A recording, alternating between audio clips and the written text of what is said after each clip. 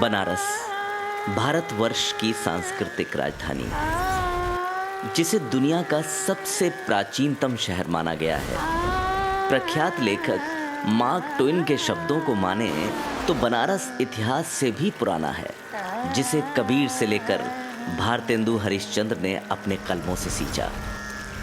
धर्म और कला का एक ऐसा संगम जो शायद दुनिया में कहीं ना हो। यूं तो ये शहर अपने अंदर कई कहानियां समेटे खुद एक अनसुलझी कहानी है। उन्हीं गलियों से होकर गुजरती एक कहानी मंगला की भी है। घाट के किनारे बच्चे डुबकी मार रहे थे। अपने चेहरे पर बार बार पानी मारना बाकी बच्चों की तरह उसे भी अच्छा लग रहा था, इस बात से अनजान कि ये रात उसके पूरे जीवन को स्याह करने आई है।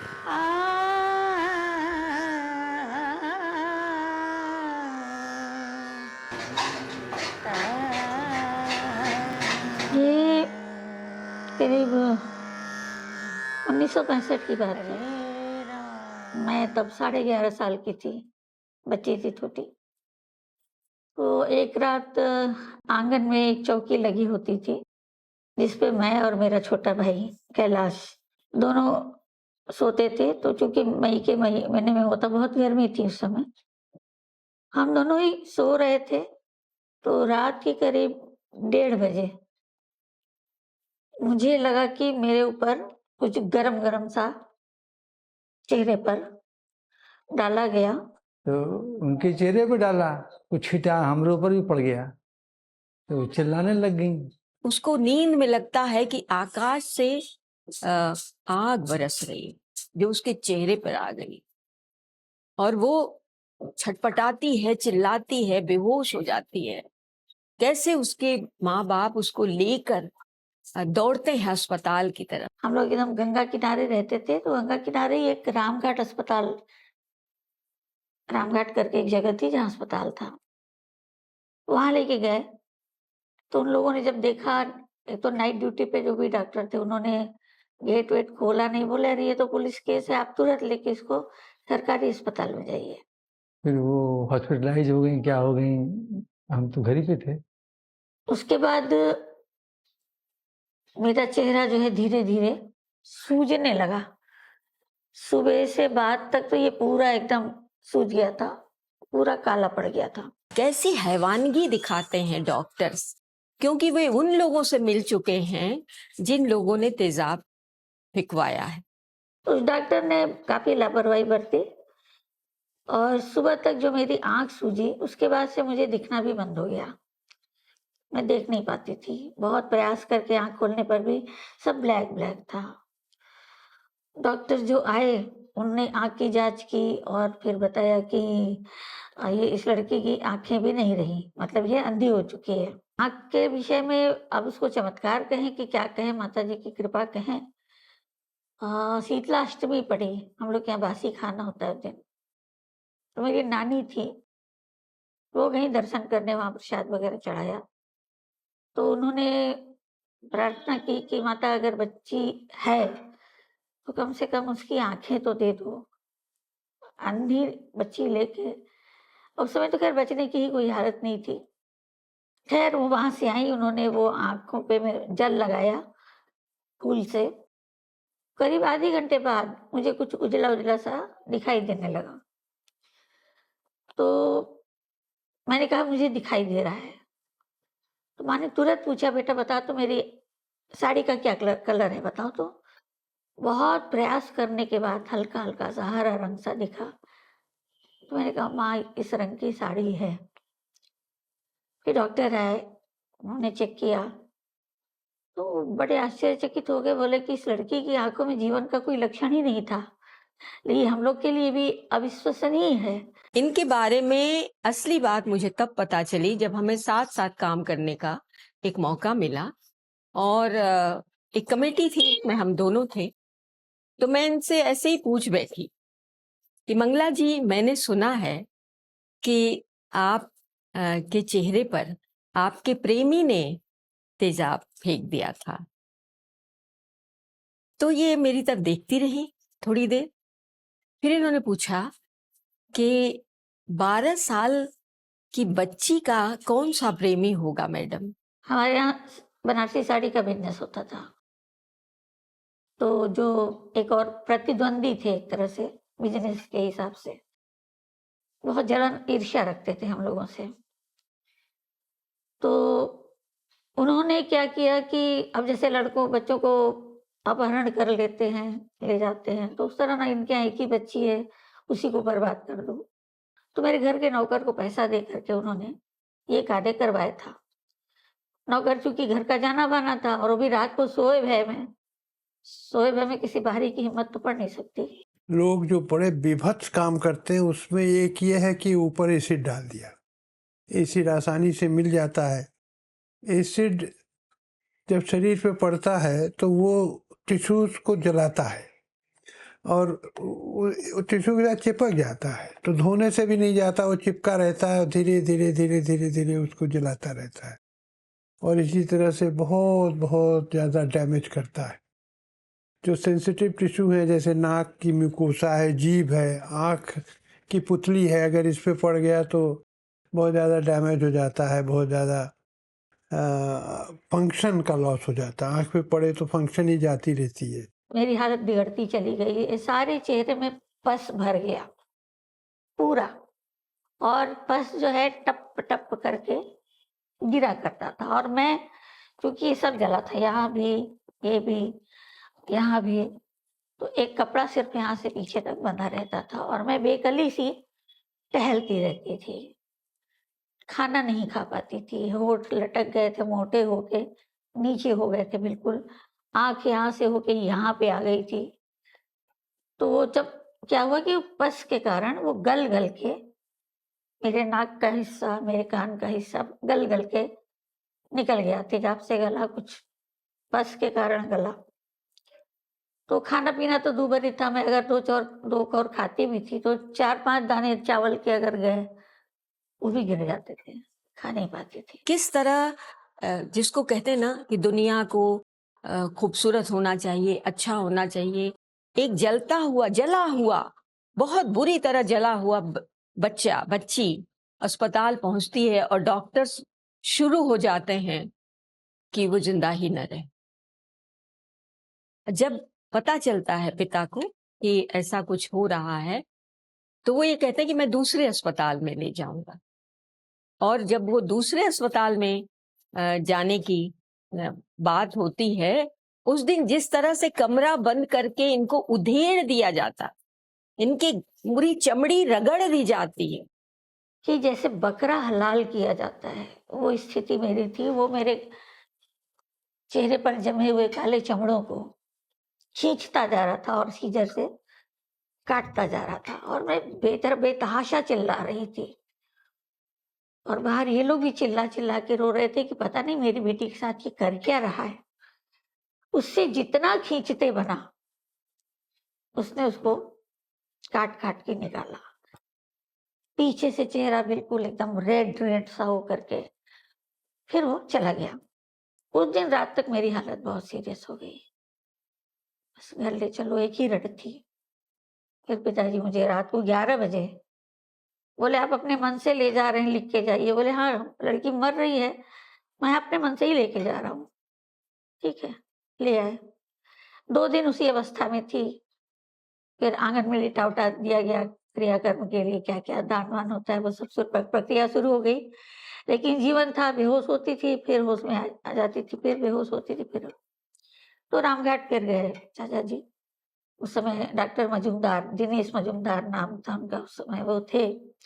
उन्होंने कहा बच्ची अगर, मैं भी कुछ नहीं कर सकता, आए वो घर। उन्होंने कहा मैं एक सोने की दवा दे देती हूँ, अगर सो जाती है ठीक है, सुबह अगर जिंदा रही आप इसे अस्पताल ले आइएगा।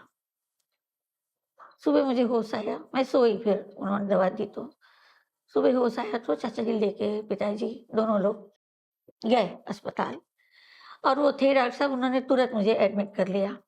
तो इनके जो टिश्यूज थे वो सिकुड़ के बिल्कुल रिस्ट्रिक्ट हो गए थे, कॉन्ट्रैक्चर बोलते हैं उसको, कॉन्ट्रैक्चर कर लिया था, यानी मूवमेंट, जॉइंट्स के मूवमेंट फिक्स हो गए थे।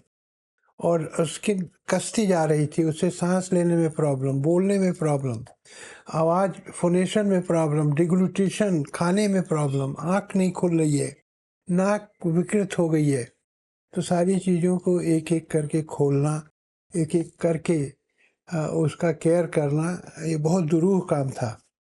उन लोगों ने एक बड़ी सर्जरी की मेरी। सुबह की गई शाम को 5 बजे मुझे ऑपरेशन रूम से निकाला गया। ये पूरा काट-छाँट के और जो गल गया था वो हिस्सा पूरा निकाल दिया गया। लेकिन ये काम सर्जन तो करता है, लेकिन सर्जन अकेले नहीं कर सकता इसको। इसमें मदद मिलती है मरीज से ही, और मरीज की मदद जो होती है उसका उसका उसका इच्छा शक्ति होती है। इतनी जबरदस्त सहनशीलता एक नन्ही सी देह में। मेरे परिवार में माँ अकेली लेडी थी, मतलब औरत के नाम पे वही थी। छोटा भाई को जिस समय माँ की ज़रूरत थी, तो वो मेरे साथ ऑपरेशन के लिए वो अस्पताल मेरे साथ घूम रही थी। और जितने रिश्तेदार थे, उन लोगों ने तो सभी ने मुँह मोड़ लिया और यहाँ तक माँ से कहा कि ऐसा है, पुलिस केस है, पुलिस में ये मत बताना कि हम लोग तुम्हारे रिश्तेदार हैं। तो माँ ने कहा, भाई बेटी हमारी है, नाम देंगे तो अपना देंगे, आप लोग का क्यों बताएँगे कि आप मेरे रिश्तेदार हो। कुछ लोगों ने ये भी कहा कि इस लड़की को कैसे जीवन भर ढोगी। इन्होंने एक बार कहा था कि मैडम, तेजाब केवल मेरे चेहरे पर नहीं पड़ा, मेरी रूह पर भी पड़ा। और वो दुनिया जो है, उससे जो तेजाब मिलता है उसको सहा नहीं जा सकता। मैं 18 साल की हो गई खाली ऑपरेशन और हॉस्पिटल वगैरह जाते-जाते, और तब फिर जब मुझे समझ में आने लगा कि नहीं, ये ऑपरेशन सुंदर होने वाला नहीं है, ये मेरे साथ बहुत कुछ भयानक सा गुज़र गया है, जो कि नहीं होना चाहिए था। तब मैं अपने विषय में सोचने लगी और बनारस जब आ गई तो मैं घर के किसी तीसरे कमरे में कोने में बंद रहती थी, कोई मुझे देख ना ले। हॉस्पिटल वगैरह जाना ही पड़ता था तो पूरा ये सब पैक करके, यहाँ से पैक करके निकलती थी। होता है कि जब आप कोई किसी तकलीफ में होते हैं तो कहा जाता है कि परछाई भी कहती है कि मैं आपके साथ नहीं। जब मैं जली थी तो क्लास 7th में पढ़ती थी। घर में बैठे रही तो पिताजी वगैरह ने कहा कि जीवन कैसे चलेगा? कुछ तो करना पड़ेगा। तो उन्होंने 8th का फॉर्म भरवा दिया मुझसे प्राइवेट पढ़ने के लिए। फॉर्म भरा, घर में ट्यूटर रखा गया, पढ़ी मैं।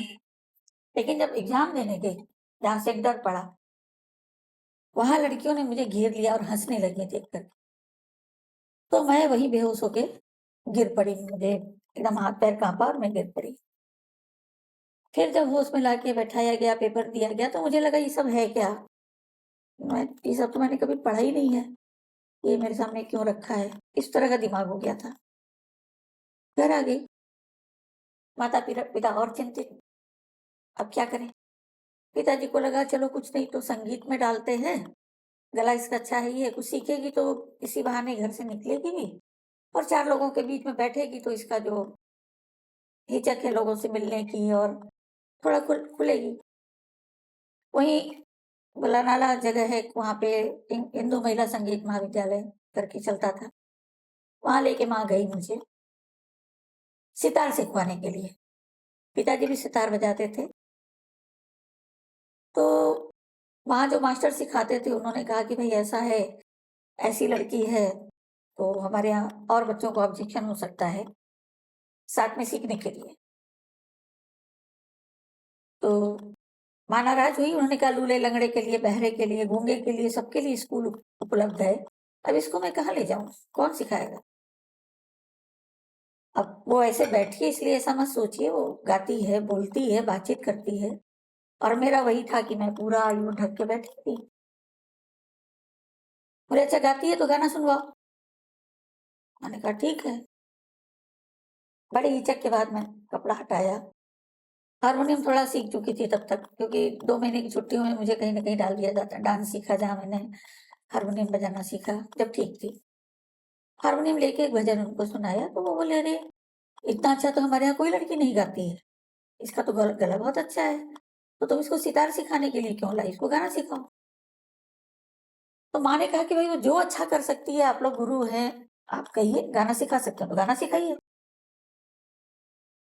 किसी तरह वहां एडमिशन लड़ झगड़ के ही हुआ, लेकिन हुआ। मेरा क्रम शुरू हो गया वहां से संगीत सीखने का। लेकिन मैं वहां से भी इलाहाबाद की परीक्षाएं प्रयाग संगीत समिति की पास करती चली गई, और वहां से जब 4th ईयर डिप्लोमा किया, तब फिर पिताजी ने बीएचयू में बी म्यूज के लिए ट्राई किया। वहाँ मेरा इंटरव्यू हुआ, मैं पास हो गई। लेकिन इनका गायन प्रभावी लगा हमें, तो उसी के आधार पर हमने बी में बैचलर ऑफ म्यूजिक में इन्हें फर्स्ट ईयर में प्रवेश दे दिया। बीएचयू में जब मेरा दाखिला हुआ संगीत सीखने के लिए,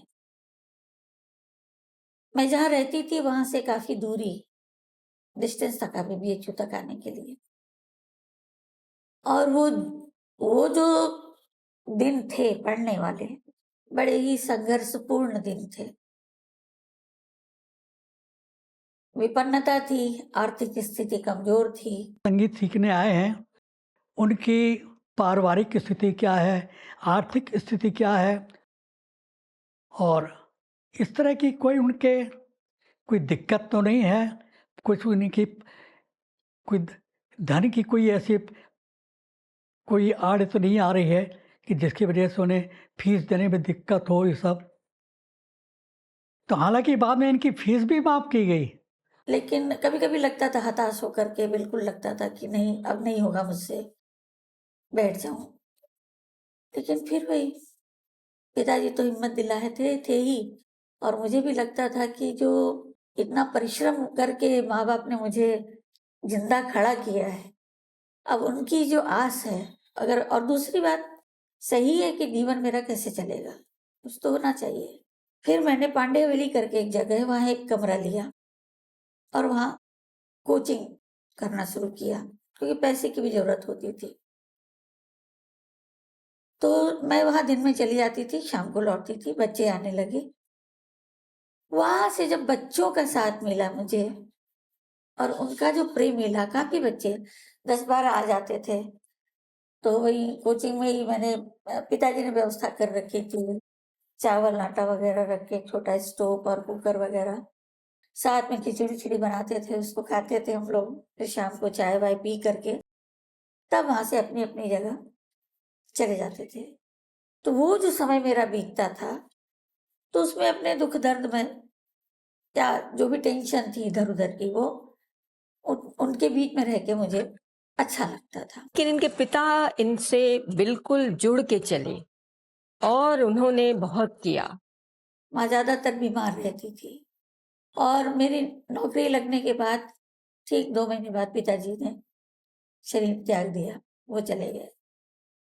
तो उस समय एक बार टूटी मैं बहुत, क्योंकि बहुत बड़ा संबल थे, कहीं कुछ करना हो मैं बिल्कुल नील थी, वो मुझे गाइड करते थे। एक जगह एक म्यूजिक ग्रुप के साथ गाना गाने के लिए गए, वो सिंदरी में एक जगह थी, और ये बाकायदा बुलाया गया था। वो पूरी टीम थी, गाने वाले, नाचने वाले, डांस करने वाले, सभी कलाकार थे और सब इनके संगी साथी थे। ये वहां पहुंची हैं और स्टेशन पर आए हुए लोगों ने उस टीम के लीडर से कहा, आपने मजाक बना रखा है, आप मेरे कार्यक्रम का क्या करने वाले हैं, क्या होने वाला है, आप इनको लेके आए हैं, ये स्टेज कार्यक्रम देंगी, हमारे दर्शक भाग जाएंगे। तो मैंने कहा कि ऐसा है दीदी, आप तो प्रोग्राम करिए, मैं नहीं गाऊंगी, मैं नहीं गाऊंगी। लेकिन आप लोग, लेकिन वो लोग, उन लोगों ने सारा इंस्ट्रूमेंट रख दिया और कहा कि बिना सुने आपने एक कलाकार की बेइज्जती की है, हम लोग कोई भी प्रोग्राम नहीं करेंगे। क्या हुआ कि एक मधु थी वहां पर, वो डांसर है, बड़ी प्यारी शख्सियत है। तो उन्होंने कहा कि मंगला, वो रो रही थी, वो मेकअप रूम में बैठी थी और शीशे के सामने बैठी रो रही। बोली, मंगला तुम नहीं गाओगी तो बहुत बुरा लगेगा मुझे। मधु दीदी अपना मेकअप कर रही थी, तब उन्होंने कहा कि अरे मंगला, तुम इतनी दूर से लाई हूं तुम्हें, और इन्हें बिना ये बताए कि तुम क्या हो मैं यहाँ से नहीं जाऊंगी। फिर उन्होंने कहा आयोजकों से कि आप मंच पे एकदम अंधेरा कर दीजिए, बिल्कुल डार्क कर दी और मंगला को गाने दीजिए। अब बताओ कि ये लग नहीं रहा है कि हम कोई उपन्यास पढ़ रहे हैं, है ना? ये जीवन था और पूरा अंधेरा कर दिया गया और मंगला ने गाया। पूरे हॉल में सन्नाटा, पिन ड्रॉप साइलेंट। और जब मैंने गाना शुरू किया, गाना खत्म किया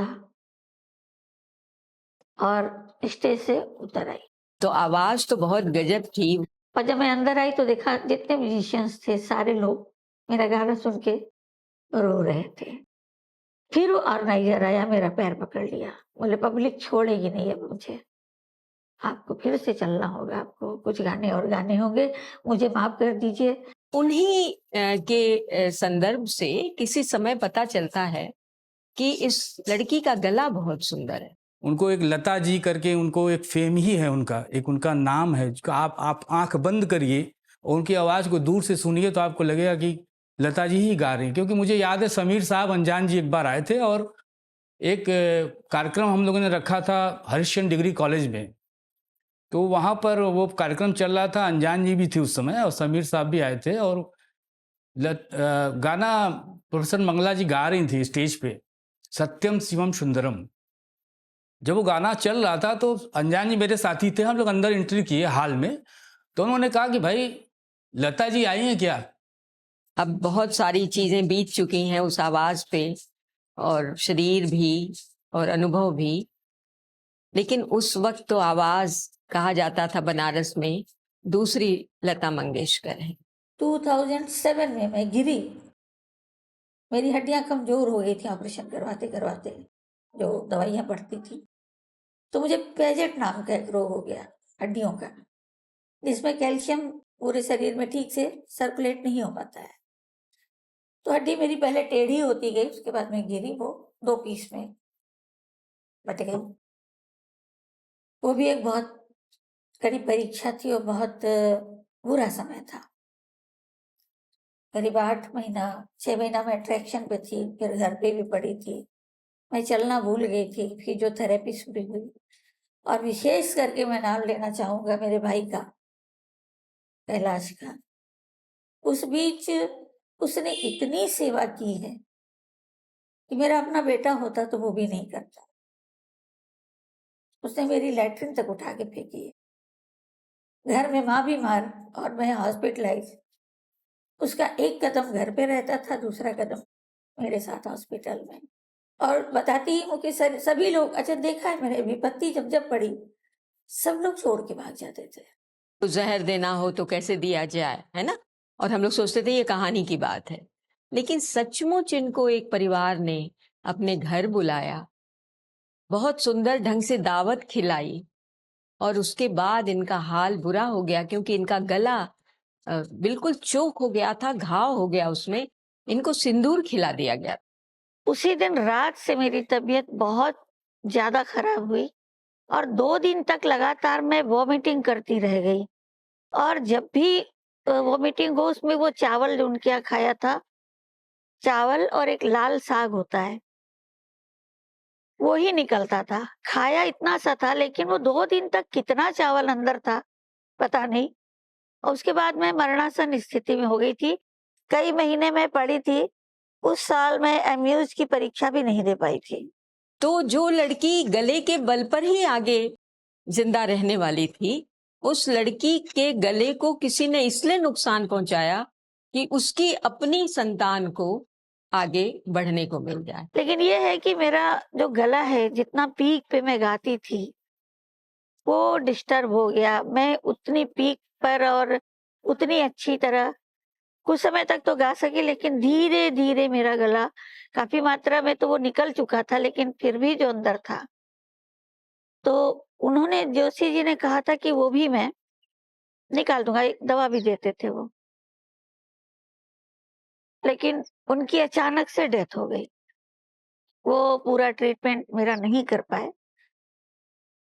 लेकिन ये है कि जिसके सहारे मैं जिंदा हूँ, जिंदा थी, मेरा गला, इतना सब कुछ छिन जाने के बाद एक गला ही तो था जो मेरे जीने का बहुत बड़ा संबल, और प्रोग्राम करती थी, लोग पसंद करते थे इतना।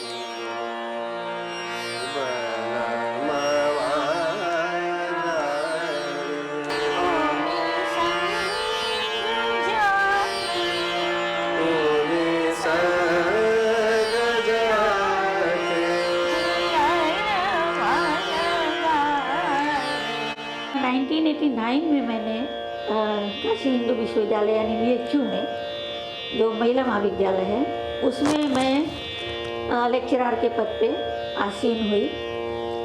तो उस समय से मेरा क्रम निरंतर चला। मैंने BA, BMUज, फिर MUज, इन सारे कोर्सेज जो होते हैं उनके बच्चों को शिक्षा दी।